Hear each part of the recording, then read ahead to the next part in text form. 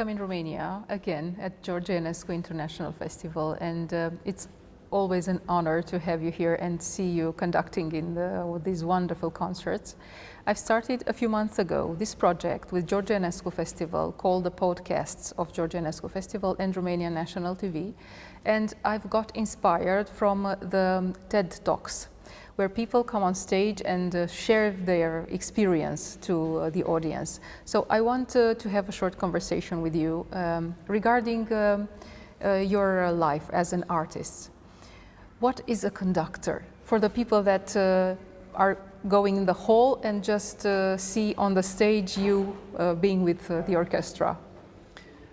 You can think about it in many different ways. What I like to do is think about the word conductor in different languages. And it means different things in different languages.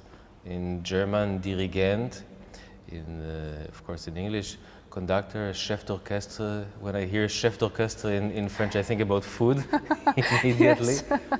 But from all these languages and the different associations one gets with the word, for me the word conductor in English is actually the perfect description. Because it suggests that the whole orchestra has like an electrical charge, electrical potential. And to close this circuit, you just need a little conductive element, a conductor, yes, to make the energy flow. It's not that the conductor is creating energy, and it's not that the conductor is telling everybody what to do. It's there, it's ready to be shaped, it's ready to be channeled. And a good conductor is the one who understands the potential of the orchestra and can get the maximum potential from them. Yes, and you also have to be a very good psychologist, because you have to adapt to all the orchestras, but not to all the orchestra, to the individual.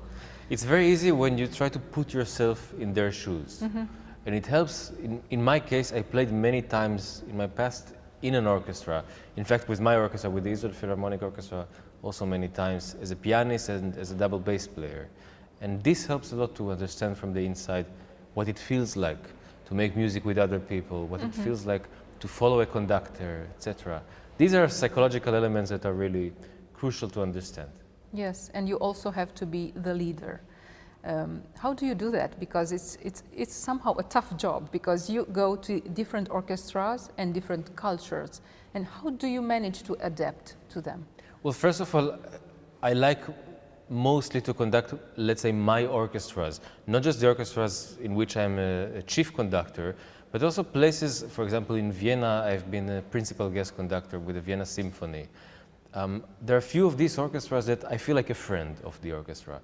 And I don't feel that I have to adapt, and I don't feel that the orchestra has to adapt to me. It just happens very naturally. And this is when it's really, when it makes a big pleasure for a conductor, when everything just goes very naturally. You don't have to force anything. Yeah, true. And for the people that don't know what a conductor does on stage, let's tell them that you have to know all the score from every instrument in part. Yes, the conductor, every musician in the orchestra has their own part, whatever they have to play in the piece. Not just the notes, but all the remarks. Loud, soft, very soft, very short, a little bit held, going forward. All the remarks that you actually need for your part. And the conductor is the only one that, instead of a single part, has all the parts written simultaneously. And he has to be able to read all of them. Yes. It's like reading 16 different lines of text at the same time. Of course, they correspond to each other, and there are certain patterns that you're getting used to see, and you don't have to actually read every letter and every note separately. You just see the whole thing as one. But this is the idea. Yes, it's a very complex art.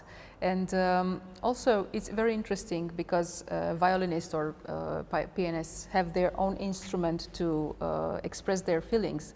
But you don't have the words, you don't have a violin with you, but you have the orchestra, which is your instrument. How do you put your feelings into them? This is a very difficult situation because you have different scores, different styles, and different emotions. It all comes to the point that you have to be very decisive with yourself. The moment you stand in front of an orchestra, what do you want to hear? What are you looking for? And it has to be clear inside, in your mind. Then when you show it to the orchestra, it just goes through your body, if you're full of conviction. And it takes a big talent also to just naturally project your conviction and project your ideas about the music, and not just to say everything that you want. Because sometimes even many wonderful musicians are sitting outside in a rehearsal and they listen to the orchestra and they say, if I would have been the conductor, I would tell them to do so and so and so. Yes, and it can be true many times, but a good conductor should be able to show these things. Not everything is possible to show. Some things, this is why you have a rehearsal, you have to say to the orchestra. And especially if, as a music director of the orchestra, I find myself also working on things for a longer term, not just for now, for today, but things that maybe the orchestra can generally develop during our time when we work together. Mm-hmm. Yeah. I have a question about competitions in generally, because some people think that a competition shouldn't be for a musician because we are not sports or something like this. Is it good in an artist's life, the competition, or maybe it's not necessary? Well, it would be a bit silly for me to say it's unnecessary, because I've won a competition myself and that really started my career also. And in fact, the very first engagement I got after the competition was Eisler Philharmonic Orchestra, just 3 months later. This was in 2013. It was the Gustav Mahler competition in Bamberg. And as I said, this was the beginning of my career. On the other hand, the idea of comparing artists, not just musicians, but comparing artists, I mean, this is such a subjective thing. And I can say that this pianist X, is the most extraordinary pianist in the world, and you will say, but I find him totally boring. And no one is right or wrong, this is totally subjective. And with conducting, it's even more tricky, because at least for a pianist, there are certain things that are objective. You can listen, did he play all the notes, was he in style and so on, fine. But a conductor is standing in front of an orchestra and doesn't play anything, and even if he says something, it's the orchestra that is playing. And you don't always know if the orchestra is playing very well because it's a great conductor standing in front of them, or in spite of the fact that there is a conductor in front of them. Sometimes they make it better for him. And you've went to competitions, and my question is, when you don't go to the next level in that competition, should it be regarded as a failure or as a lesson? What do you mean, next lesson? For example, you go in a competition and you have the first part of the competition when you go and play in front of the jury. Or if you don't pass to the next round. To the next round, it doesn't mean anything. It doesn't mean anything. As you said before, it's not like sports that you can calculate. This was 2 milliseconds faster than this, therefore it's better. There is no such thing, there are no such criteria in music. Yes. And certain jury member can think one thing and another can think another. Just keep trying, and if you have this deep conviction inside, maybe there is a chance. Yes. How do you see yourself from the public speaking? Because you are sitting with the back with them, on them, and you have to transmit your emotions through the orchestra and to them. This is a very interesting process, because usually all the orchestra and the pianist and violinist that are soloists, they are facing the public, but you are not. Yes, but even when I face the public as a soloist, as a pianist, for example, I know that they are there, I can feel them, I know that I'm transmitting everything to them, but at the same time, it's like a state of flow, you know, you're in the music from the first note to the last. Hopefully, I mean, that's in the best case, of course. And you shouldn't be distracted. You shouldn't think, is he listening? Are they happy? And so on. You're in the music, and you need to project it for people to take it from you. And this I can feel also when I stand with my back to the public. Yes. Do you feel the music like an act of generosity? Act of liberation, I would say. Music, there is something liberating in making music. Opening your emotion, communicating on the deepest, most profound human level possible. More than in text, more than in theater, for example, because then you are attached to a text, you are attached to a certain meaning of the word. And in music you don't have that. You can go beyond that to another level, much deeper, in a way much more primitive also. It doesn't involve text at all. It just goes directly to your emotion. Mm-hmm. Do you have an advice for the young musicians that are perhaps watching this interview and they want to have a wonderful career like you have? My advice is don't think about career at all. Don't try to make a big career. There are no guarantees. There's a lot of luck involved. It has to be involved with a lot of preparation also.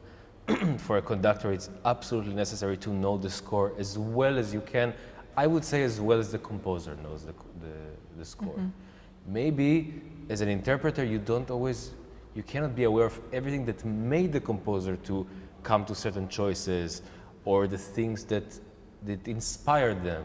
Fine, but you can know the final thing, the final product, let's say the score itself, you can know as well as the composer. I truly believe it. And there are many examples to show that. But at least it's how you have to feel. You know, even if it's not true, you have to feel that you really know the music, that you know exactly why the composer made their choices and how can you make it come to life in the most beautiful way possible. Yeah, it's very interesting. And when you have a score in front of you for the first time, what do you search for in the first place? It's a little bit like getting to know a person for me. I'm not searching for anything. As we sit now and talk, through conversation, through certain things that we notice at each other, we start getting to know each other. And this is the same thing with the score. You look at it. You look at the whole structure of it. You go inside and go more to details. You zoom back out. You read the whole thing. You read it for the second, third, fourth time. And every time you understand something else about it, and a little bit more and more and more, at some point you become a friend of the score. You really come to love it. Yes. And when you go with the score in front of the orchestra, and you already love the score, how do you present the score to the orchestra?